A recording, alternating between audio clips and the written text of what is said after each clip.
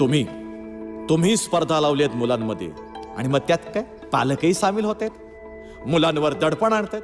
पहिल्या 5त ये, पहिल्या 10त ये, मग काय सुरू होतात classes, extra classes, coaching classes. बाजार बाजार मांडलाय तुम्ही, शिक्षणाचा बाजार.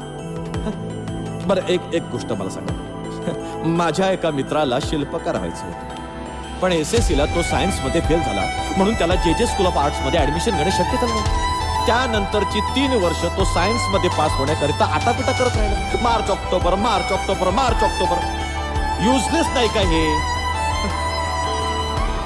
ज्या विषयाचा शिल्पकलेशी काही एक संबंध नाहीये, त्या विषयासाठी आयुष्याची 3 वर्ष वाया घालवली त्याने. घालवली की नाही? माझ्या मित्राला नापास ठरवण्याचा हक्क कोणी दिला तुम्हाला? प्रत्येक विद्यार्थ्याला त्याला आयुष्यात काय व्हायचंय हे ठरवण्याचा हक्क नको?